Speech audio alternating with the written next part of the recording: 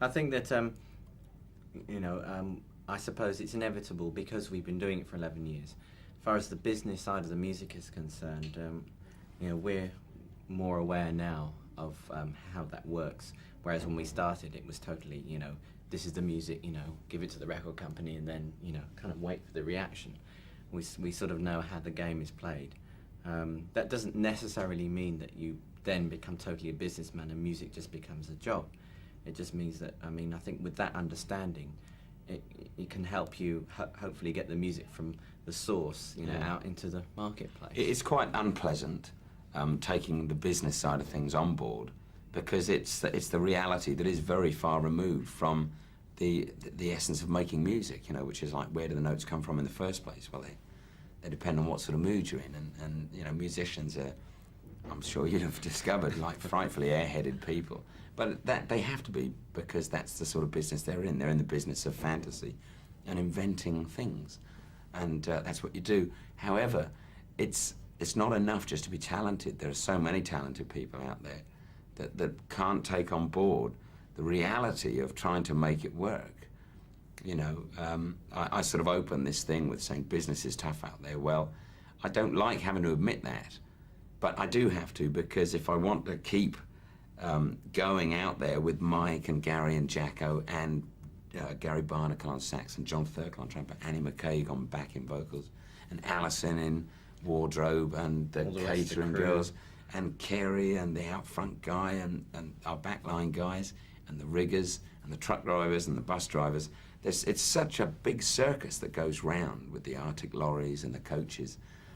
You have to be aware of what's happening, because you can't afford to do it unless you know, unless you understand the way that the business works, and you say, hey, this show costs this much to run.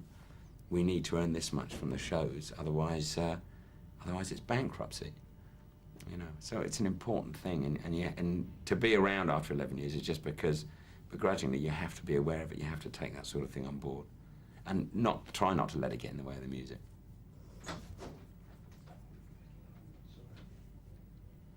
He begs our pardon and he's sorry. That's all it needs. I just think it's such good timing. Thank God you managed to finish before he came in. But would you also agree that there are a lot of, to put it kindly, not so talented people out there who don't know what it's all about, who aren't involved in the business, who are sort of coasted along, and are actually rather lucky? Oh, sure. I mean, it starts out that way. I mean, it's taken 11 years to get this sort of a bit of, you know, rationale about it for us, hasn't it? Yeah. You know, when we did start in the early days, it would always been a case of, look, I like it the way it is, thank you. We're just going on that way, and then the day of reckoning would come. And touch wood, we'd always been very fortunate that we'd had a success that was increasing, and that was paying for the whole thing to work, if you like. And experience, I mean, you can't tell anybody, you can't put old heads on young shoulders.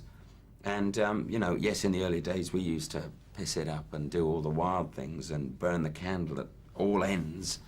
And it's something that you really can't do this far down the line, and it's wild to do it when you do it. But, you know, if you if you want to hang in there and make the thing work properly, for the reasons that you started, which is because you love playing, and that's what's important, just to get that, to use it as a vehicle, the rationality as a vehicle for doing what you do best, you know, which is creating and writing the songs and playing in front of people. Well, you just learn, you know. And there will be a percentage of any new artists that hang in there. You know, you see it from way back in the punk days. You still have Susie and the Banshees are still in there. And the Stranglers have had problems recently, but they were still there. The Clash had a bit of a resurgence, and they were all still there on the peripheries waiting to go. I think any movement throws up a 5% worthwhileness and 95% of filler garbage that just falls by the wayside. And I'd like to think that if we came in on the Brit funk thing that we're supposed to come in on, well, it's because we were really worthwhile out of that, and we're still here. Is it important for you both to maintain the solo careers alongside being with Level 42? I think so. I mean, I don't think we think of it as a solo career as such.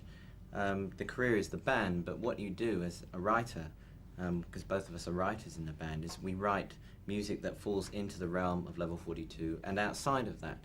And as a musician, you know, you want to sort of fulfill yourself in other ways. I mean, you know, we've been doing this for a long enough time, and it's nice occasionally to be able to step out of that role and do other things. So Mark did a solo album in '84, and I did one that came out last year, which were ideas that were kind of somehow different from Level 42, and just wanting to do it another way, and perhaps, you know, with other people, and then you can come back, you know, afresh to the main thing, and you can bring whatever talents you know discover. I mean, I discovered that there were things that I could do singing wise I wasn't sure about just from doing the solo album, and I'm able to bring that now into Level 42. So it's a very healthy thing. It doesn't mean just because you do a solo album that you're going, right, you know, and I'm leaving the band and I'm doing this. It's a all great part and learning parcel. experience, isn't it? It's, Yeah. You know, and you should always be willing to learn, you know, and you always can learn because, you know, from every experience that's thrown at you and stuff. And for a band like Level 42 that does boast, you know, very good musicians that go to make up the band, well, obviously, you know, Gary Husband is a wonderful keyboard player and songwriter, as well as just being a very explosive drummer, which is the role that he mainly fulfills, especially live with us. You know, he'll have a solo album. He's just done a deal with GRP Records, I believe. And Jacko Jack, of course, co-produced Tom Robinson's last album and wrote a lot of the songs, and has done stuff with Sam Brown and Jermaine Stewart. So there's, I mean, the real joy of that for us as being all together in Level 42 is of course, is that everyone has lots of strings to their bow, and they can be, they can step back, not just be precious about, for example, like the bass, you know, and wanting to be hovering around the mixing and making sure that your bass is turned up nice and loud, or, you know, look, there was a great tom-tom fill in there. This has all got to be heard. Everyone wants to look at the big picture and go to make the best song that they can. It's good. All right. So, Mike, have you been collaborating or writing for anybody, any other artists recently? I haven't really.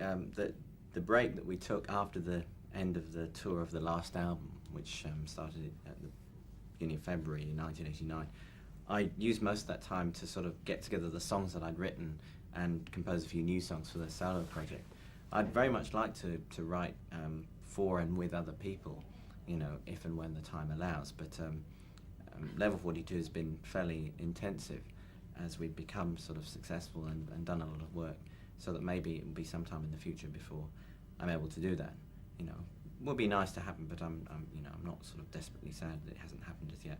I think, you know, Mark has worked with a few other people, and yeah, I've done some bits and pieces, which is, you know, it's always very nice. Once again, it's a change as good as a rest, really, and you know, it's something you can learn from again, of working with other people.